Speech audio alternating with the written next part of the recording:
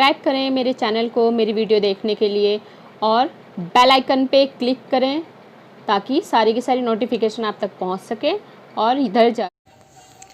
Hello student, welcome back to my YouTube channel. मैं हूं नीरज, आपका स्वागत करती हूं मेरे यूट्यूब चैनल एनसीईआरटी हब पे।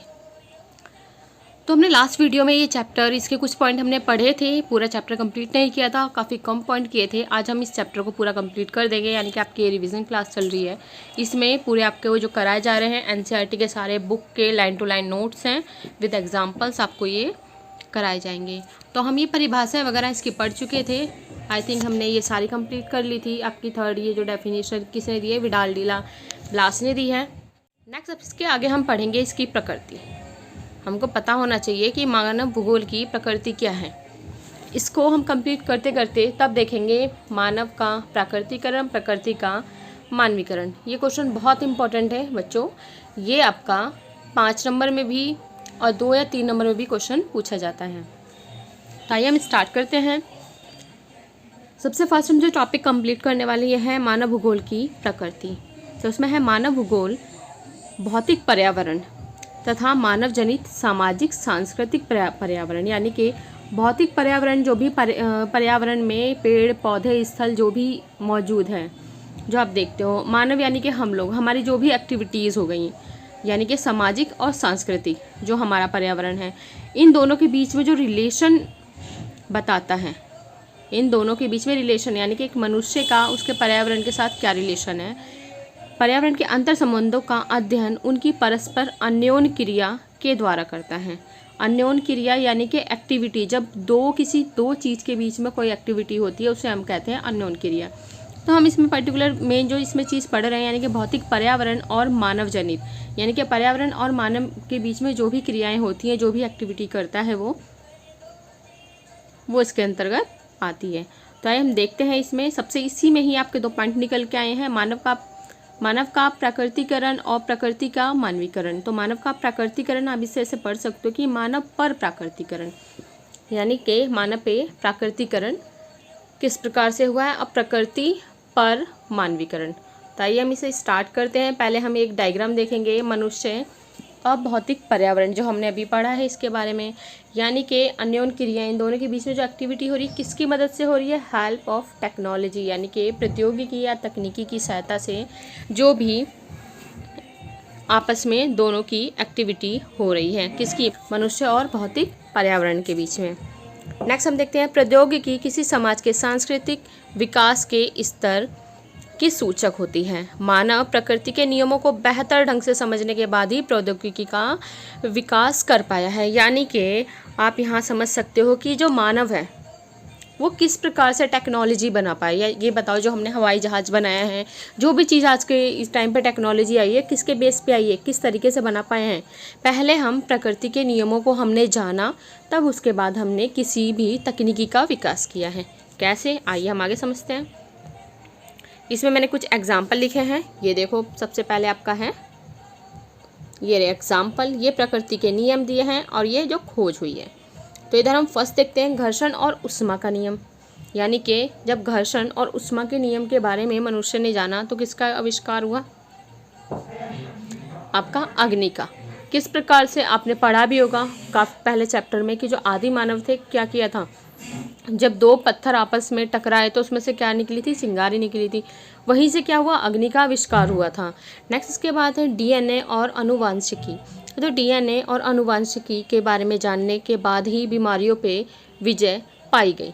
जब हम कमजोरियों को जान गए तभी हमने उसके बारे में, उसके ऊपर हमने रिसर्च की और फिर उसके बाद जो सॉल्यूशन मिला तभी हम बीमारियों से लड़ने के लिए जो भी इस टाइम पे दवाइयाँ वगैरह बनाई गई हैं वो बनाई गई। नेक्स्ट है वायु के नियमों का प्रयोग। वायु के नियमों के प्रयोग से क्या बनाया गया, वायुयान बनाया गया। यानी कि जो हवाई जहाज़ वगैरह आज के टाइम पर आप देख रहे हो, उड़ते हुए हेलीकॉप्टर हैं, हवाई जहाज़ हैं, तो किसके बाद ये टेक्नोलॉजी यानी कि डेवलप हुई है, तो जब हमने वायु के नियमों को जाना है उसके बाद। नेक्स्ट इसके बाद आपका है, अब आते हैं हम मेन टॉपिक पे, पर्यावरण निश्चयवाद। तो पर्यावरण निश्चयवाद में क्या है, जिस तरीके से पहले मानव रहता था बिल्कुल प्रकृति का दास बन के, प्रकृति की सुनना, जो हम पहले इसे डिस्कस कर चुके हैं। आइए हम आगे पढ़ते हैं। मानव ने प्रकृति के आदेशों के अनुसार अपने आप को ढाल लिया, यानी कि जैसे जैसे प्रकृति करती गई वैसे वैसे मनुष्य ने किया, क्योंकि वो कहीं ना कहीं डरता था। उसके मन में एक डर था कि हम प्रकृति के साथ खिलवाड़ करेंगे तो प्रकृति भी हमारे साथ गलत करेगी। नेक्स्ट है प्रौद्योगिकी स्तर। उस टाइम पे जो आप टेक्नोलॉजी थी उस टाइम की, वो क्या थी? ये नीचे एरो का निशान है, ये आपके आगे भी नोट्स में आएंगे, तो इसका मतलब होता है कम। ऊपर की साइड एरो होगा तो उसका मतलब होता है अधिक। तो प्रौद्योगिकी का जो स्तर था वो कैसा था? काफ़ी कम था। ये भी देख लो जरा एक बार, इसके समर्थक कौन कौन थे? Friedrich Ratzel, Ritter, Humboldt. ये क्वेश्चन आपका 1 नंबर में पूछा जाता है, मल्टीपल चॉइस या एमसीक्यूज में आ सकता है कि इसके पर्यावरण निश्चयवाद के समर्थक कौन कौन थे। तो फ्रेडरिक रेटजेल, रिटर और हम्बोल्ट। नेक्स्ट है मानव के सामाजिक विकास की अवस्था आदिम थी, यानी कि हमने बताया ना आदि मानव जिस तरीके से पहले रहता था तो वही वाली अवस्था थी, यानी कि आदिम। आदिम मानव समाज और प्रकृति की प्रबल शक्तियों के बीच इस प्रकार की अन्योन्य क्रिया यानी कि एक्टिविटी को पर्यावरणीय निश्चयवाद कहा गया है। यानी कि उस टाइम का जो मानव था और उस टाइम की जो प्रकृति थी उनके बीच की जो एक्टिविटी है बेटा वो क्या है? आपकी पर्यावरण निश्चयवाद है। तो आपको इतना क्लियर हुआ होगा कि पर्यावरण निश्चयवाद क्या है। जो हम पहले के मानव देखा हमने, आदि मानव था, यानी कि अभी भी जो जंगलों में रहने वाले आदिवासी हैं, तो क्या करते हैं? प्रकृति की सुनते हैं, प्रकृति की पूजा करते हैं और कोई भी ऐसी एक्टिविटी करने से डरते हैं जिससे कि प्रकृति को कोई नुकसान पहुँचे, क्योंकि वो प्रकृति से डरते हैं उस टाइम। और क्या है यहाँ? प्रौद्योगिकी, तकनीकी बहुत कम है, कोई तकनीकी डेवलप नहीं हुई है, क्योंकि ये लोग ना बस का यूज़ करते हैं, ना मेट्रो का यूज़ करते हैं, ना आपके हवाई जहाज़ का यूज़ करते हैं, ना ही ये लोग फ़ोन का यूज़ करते हैं, ना ही ये लोग मेडिसिन का यूज़ करते हैं। ठीक है, आइए अब हम आगे देखते हैं। प्राकृतिक मानव जो प्रकृति को सुनता था, उसकी प्रचंडता से भयभीत होता था और उसकी पूजा करता था। तो अगर प्राकृतिक मानव पूछा जाएगा कौन है, तो वो है प्रकृति को जो सुनता था और जो उसकी प्रचंडता से भयभीत होता था और उसकी पूजा करता था। तो ये कौन है? प्राकृतिक मानव है, जो प्रकृति के बीच में रहा है। फिर इसके बाद क्या होता है? 19वीं शताब्दी के अंत तक विद्वानों द्वारा इसकी आलोचना होने लगी। मतलब ये वो लोग क्या करने लगे? इसकी आलोचना करने लगे कि ये सही नहीं है, ये क्या है? गलत है, क्योंकि मनुष्य को खुद भी इन सब चीज़ों से निकल के आगे बढ़ना चाहिए। तो उसे हम अभी आगे करेंगे। पहले आप देखो आपके बुक बॉक्स में, यानी कि बुक में एक बॉक्स बना हुआ है, वहाँ पे एक स्टोरी दी गई है आपको ये समझाने के लिए कि मानव का प्राकृतिकरण किस प्रकार से हुआ और उसे हम कैसे समझ सकते हैं। तो आइए हम इसमें देखते हैं। इसमें हम देखेंगे बेंदा नाम का एक लड़का है जो कहाँ? मध्य भारत में रहता है, अबुझमाड़ क्षेत्र के जंगलों में रहता है। यहाँ पे इनका कबीला है। आदिम रूप से स्थानांतरित ये क्या करते थे? कृषि किया करते थे। स्थानांतरित कृषि क्या होती है? जब किसी भी क्षेत्र के पौधों को जला के, वहाँ के पेड़ पौधों को जला दिया जाता है और फिर उसको साफ़ करके वहाँ खेती की जाती है 1-2 साल। उसके बाद उसे छोड़ के दूसरी जगह चले जाते हैं, यानी कि अब वो भूमि 2-3 साल के लिए ऐसे ही पड़ी रहेगी ताकि वो अगेन उपजाऊ हो जाए। इसके बाद नेक्स्ट है, ये लोग क्या, यहाँ पे आपको महुआ, पलास और शाल के वृक्ष देखने को मिलेंगे। उसमें ये एग्जाम्पल दिए हुए थे कुछ पेड़ पौधों के। नेक्स्ट उसके बाद है, अब क्या है? बेंदा एक नदी के पास जाता है। वहाँ पे जाके सबसे पहले वो क्या करता है?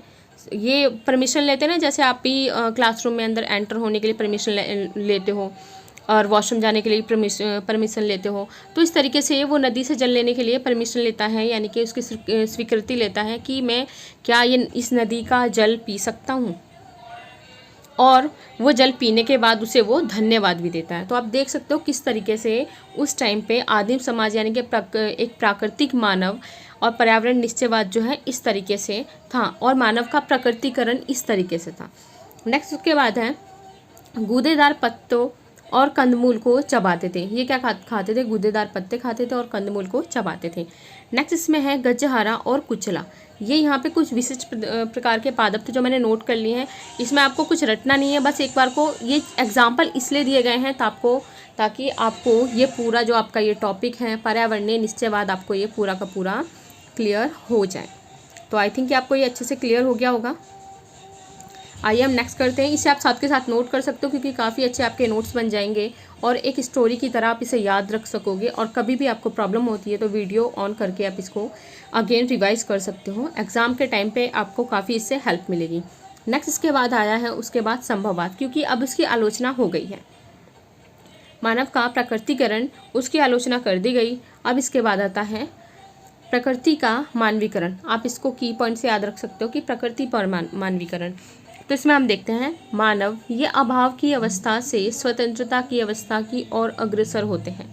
यानी कि क्या है, जिस चीज़ की कमी है उसको पूरा करने के, यानी कि अब हम फ्री हैं किसी भी स्थान पे जाने के लिए और कुछ भी टेक्नोलॉजी डेवलप करने के लिए। नेक्स्ट से प्राप्त संसाधनों के द्वारा वे संभावनाओं को जन्म देते हैं। किसको जन्म देते हैं? संभावनाओं को, यानी कि जो पॉसिबिलिटी तब नहीं थी अब हम उसे पॉसिबल करेंगे।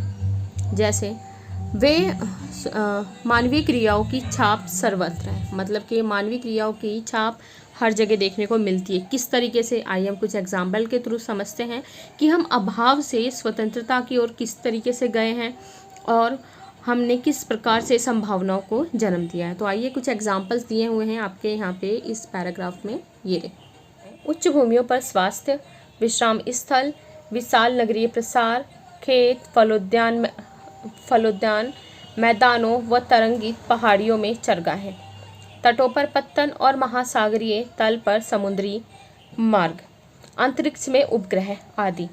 तो आप ये देख सकते हो आपको किस तरीके से ये चीज़ क्लियर होगी। तो इसमें सबसे मेन यही है, आप देख सकते हो उच्च भूमियों पे यानी कि पहाड़ों जैसी जगह पे यहाँ इन्होंने स्वास्थ्य यानी कि हॉस्पिटल फैसिलिटी वगैरह सब हो गई है वहाँ पे।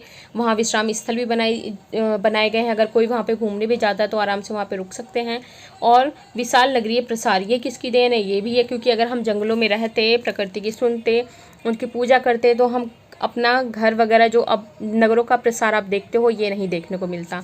नेक्स्ट खेत वगैरह, यानी कि पहले क्या था, स्थानांतरित कृषि करते थे, जंगलों को जला दिया गया, वहाँ जो भी फसल वगैरह बोनी थी बो के फिर नेक्स्ट टाइम अगले साल या उसके दूसरे साल कहीं और दूसरी जगह पे चले गए। लेकिन अब क्या है, पर्टिकुलर सबके अपने खेत के एरिया हैं, मतलब और फिर फिक्स है ये खेत इनका है और ये खेत इनका है और कितना भाग किसके अंडर में आता है ये सब चीज़ें फिक्स हो चुकी है। फलोद्यान, यानी कि काफ़ी फलों के बाग लगाए गए हैं, मैदान में हैं और तरंगित, मतलब पहाड़ियों पे आप देखोगे चरगाहे भी देखने को आपको मिल सकते हैं और तटों पे पत्तन वगैरह और समुद्री मार्ग, जो समुद्री मार्ग वगैरह देखते हो ना बना दिए गए हैं और अंतरिक्ष में जो उपग्रह छोड़े गए हैं। तो ये क्या है, काफ़ी सारी पॉसिबिलिटी हैं। यानी कि अब जो मानव है उन जंगलों से निकल के, उस जगह से निकल के क्या है, संभववाद की ओर चला है, जिस पे क्या है उसने सबसे पहले जो चीज़ पॉसिबल नहीं थी उसको पॉसिबल किया। आपको इन एग्जाम्पल से क्लियर हुआ होगा। नेक्स्ट इसके बाद हम देखते हैं, पहले के विद्वानों ने इसे संभववाद का नाम दिया, यानी कि ये कहीं ना कहीं देखा जाए तो कहीं ये चीज़ संभव ही है क्योंकि जो चीज़ पॉसिबल नहीं है उसको हम पॉसिबल कर दें। नेक्स्ट इसके बाद है प्रकृति अवसर प्रदान करती है और मानव उसका उपयोग करता है और धीरे धीरे प्रकृति का मानवीकरण हो जाता है। यानी कि प्रकृति का मानवीकरण अब आपको क्लियर हो गया होगा कि प्रकृति का मानवीकरण क्या है। जो सारे एग्जाम्पल्स हमने अभी पढ़े हैं वो सब इसी के अंतर्गत आएंगी। टेक्नोलॉजी डेवलप हो गई है, पहले से चीज़ें काफ़ी सुधर चुकी हैं, तो यही क्या है, प्रकृति का मानवीकरण तथा प्रकृति पर मानव प्रयासों की छाप पड़ने लगती है। इसके इम्पॉर्टेंट है, ये काफ़ी समर्थक हैं फ्रांस, लुसियन फ्रेपे और विडाल डीला ब्लास। तो इसके क्या हैं, ये समर्थक हैं, इसको आप अच्छे से लर्न करें, 1 नंबर में पूछा जाएगा। अब ये देखो कि ये संभववाद कैसे हुआ है, कैसे पॉसिबल हुआ है, तो इसके लिए भी आपको बुक बॉक्स में एक एग्जाम्पल दिया हुआ है। ये है आपका प्रकृति का मानवीकरण। तो ट्रांडहाइम शहर है, यहाँ पे सर्दियाँ बहुत ज़्यादा पड़ती हैं और बर्फ़ बहुत ज़्यादा होती है यहाँ पे क्या होता है, कई महीनों तक मतलब सूरज की रोशनी नहीं दिखेगी, मतलब जो धूप आपके यहाँ डेली आती है यहाँ पे नहीं आती है, यानी कि महीनों तक आकाश अदीप्त रहता है। कैरी नाम की एक लड़की है, यहाँ पे कार्यालय में काम करती है। जो कार्यालय को जैसे आप हीटर का यूज़ करते हो सर्दियों में, ऐसे यहाँ पे इसको कृत्रिम ढंग से गर्म किया गया है, जिसका टेम्परेचर 23 डिग्री सेल्सियस किया गया है। यहाँ पे ये जो विश्वविद्यालय है, एक विश्वविद्यालय के कार्यालय में काम करती है। यह कांच के गुंबद के नीचे बना है। आप देख सकते हो कि कांच का एक गुंबद बनाया गया है। और ये आपको पता होगा कि एक बार कांच के गुंबद में रोशनी सूर्य की चली जाए तो अगेन वापस वो क्या करती है, वहाँ पे एक टेम्परेचर का क्रिएट कर देती है, यानी कि थोड़ी हीट वहाँ पे बन जाती है। लेकिन ये इस प्रकार से बनाया गया है कि इसमें जो बर्फ़ वगैरह, ग्लेशियर्स वगैरह हैं, इसको पार नहीं कर सकते। और यहाँ पे क्या है, आप देखो यहाँ बनाना वगैरह, कीवी वगैरह खाने को उनको नहीं मिल सकता, बट यहाँ पे फिर भी पॉसिबल है। अब आप देखो कि ये एक ऐसे क्षेत्र में रहती है जहाँ इतनी सर्दी है, लेकिन फिर भी यहाँ पे आर्टिफिशियल तरीके से टेम्परेचर को बढ़ाया गया है।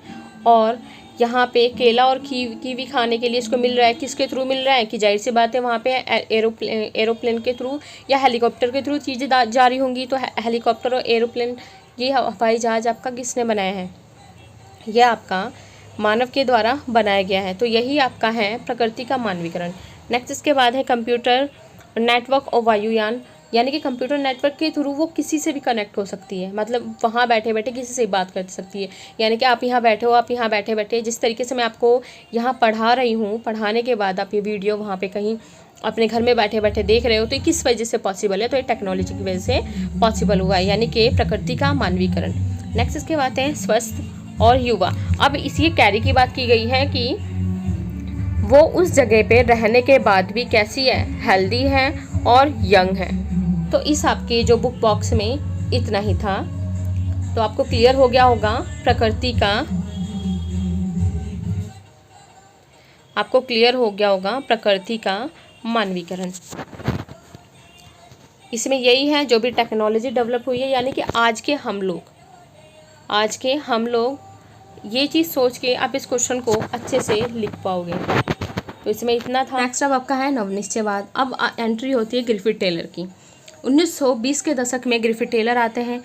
एक नया कॉन्सेप्ट यानी कि नई संकल्पना प्रस्तुत की इन्होंने, जो दो विचारों यानी कि पर्यावरण निश्चयवाद और संभववाद के बीच के मार्ग को परिलक्षित करता है। यानी कि किसके बीच का मार्ग है, जो हमने पढ़ा था, पर्यावरण निश्चयवाद पढ़ा है, संभववाद पढ़ा है, उनके बीच का जो रास्ता है वो सुझाते हैं, यानी कि परिलक्षित करते हैं। उन्होंने इसे नव निश्चयवाद अथवा रुको और जाओ निश्चयवाद का नाम दिया है। उन्होंने क्या नाम दिया है नव निश्चयवाद का नाम दिया है, यानी कि रुको और जाओ, स्टॉप एंड गो डिटर्मिनिज्म।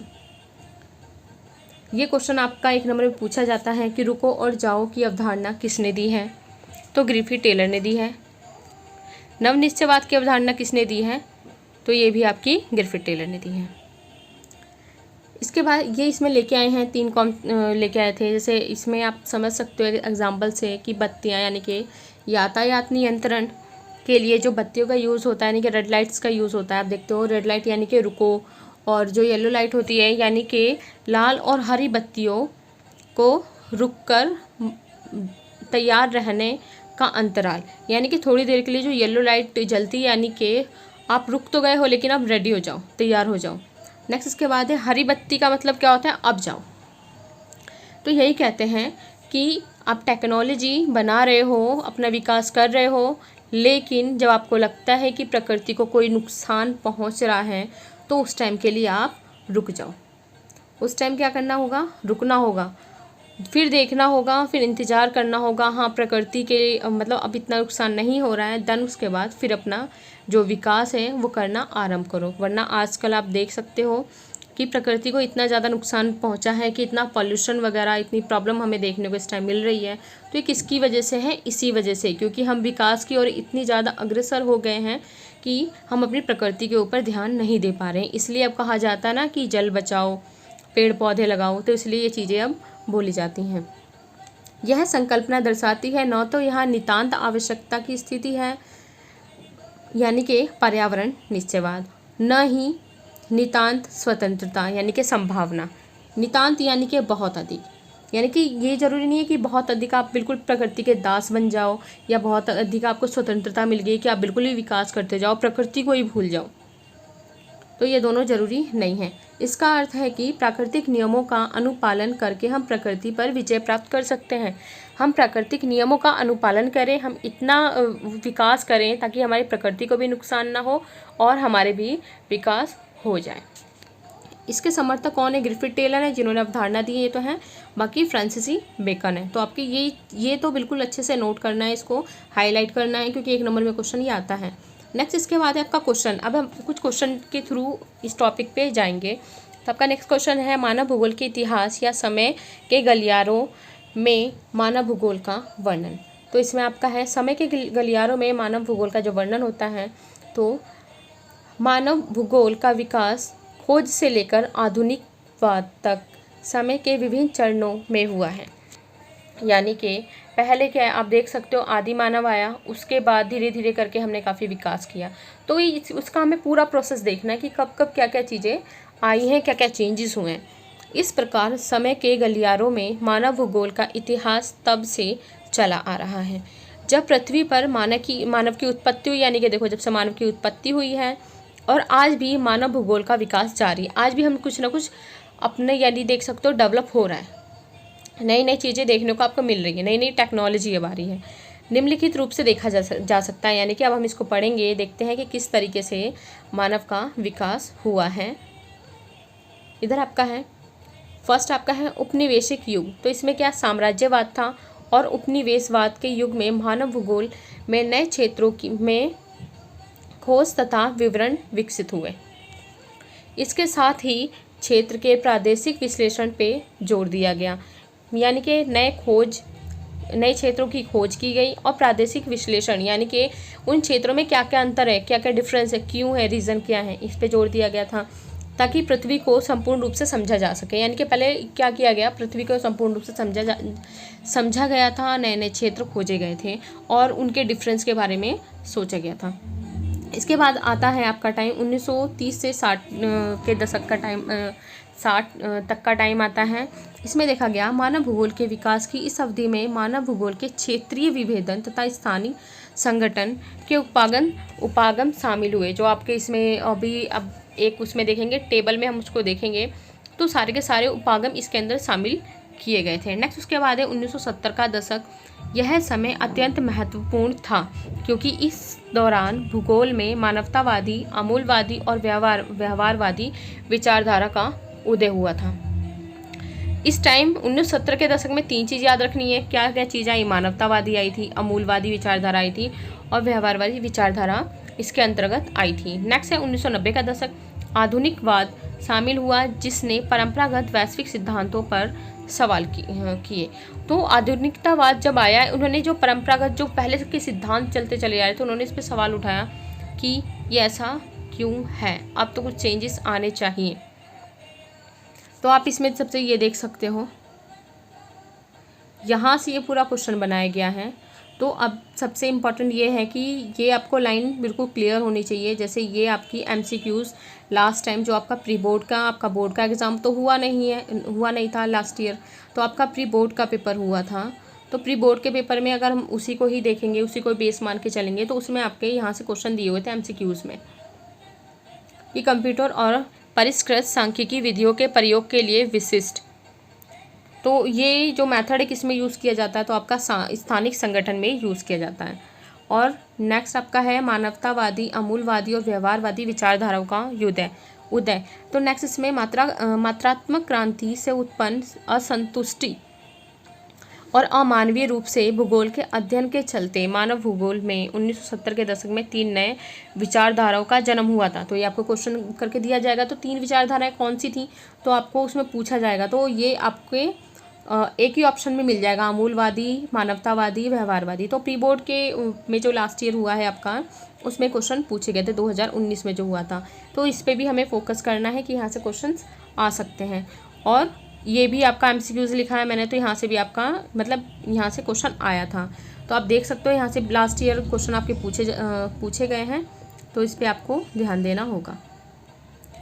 तो वो टेबल याद करनी है। इसके साथ आपको ये टेबल याद करनी है जो आपने काफ़ी सारे इसके क्वेश्चन से भी आपको कराए जा चुके हैं ऑनलाइन क्लास में, तो वो क्वेश्चन यहीं से कराए गए हैं कि अगर सामाजिक भूगोल है तो उसको उपक्षेत्र कौन कौन से हैं।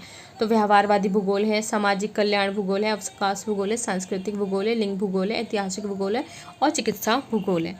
तो इस तरीके से राजनीतिक में इसमें कोई सा भी नहीं है। इसका अगर देखा जाए तो सामाजिक जो विज्ञान है उसके साथ किस तरीके से ये रिलेटेड है, तो नगरीय अध्ययन और नियोजन से ये रिलेटेड है।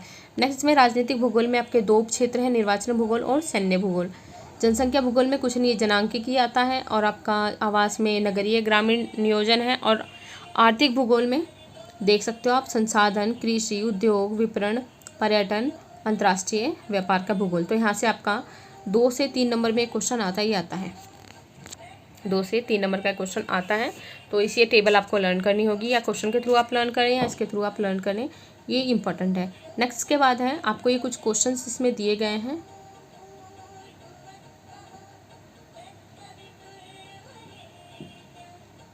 ये रहे, ये कुछ क्वेश्चन दिए गए हैं, मैंने इसलिए इसमें नोट किए हैं कि आप इसे भी ज़रूर करें।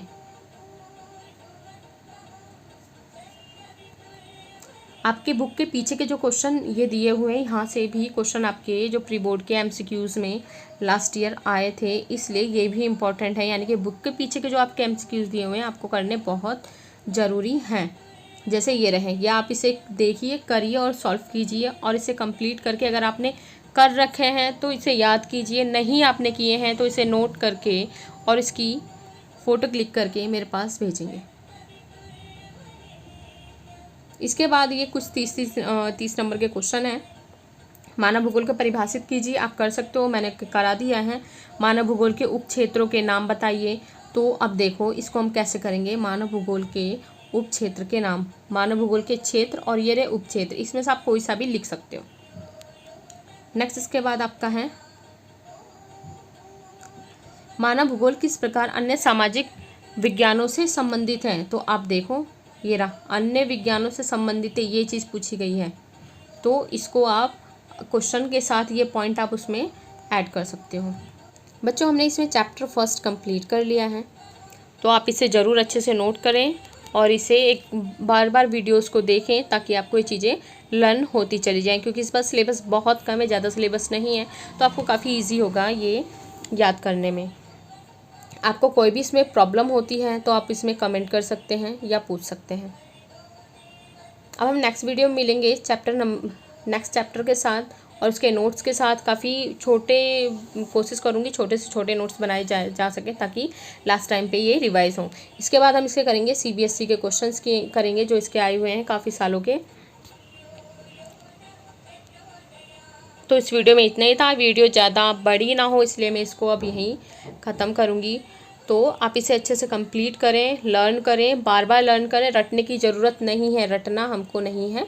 ज्योग्राफी ऐसी है, डेली आपको उसे पढ़ना है। डेली पढ़ते पढ़ते आपको एक हफ्ते आप लगातार एक ही चीज़ को डेली पढ़ते रहिए। आपको खुद पता चल जाएगा कि आपको वो लर्न हो चुकी है, उसका कॉन्सेप्ट क्लियर हो चुका है, आपके माइंड में वो चीज़ें घुस चुकी हैं, आपको खुद क्लियर होगा। जैसे कोई भी गाना आपको रटना नहीं पड़ता, आप गाना आपको धीरे धीरे सुनते सुनते और गाते गाते आप उसे याद कर ले। तो इसी प्रकार से आपकी पढ़ाई में भी यही है। तो डेली उस चीज़ को पढ़िए, लर्न कीजिए उसे और आपको बहुत अच्छे से ये याद हो जाएंगी।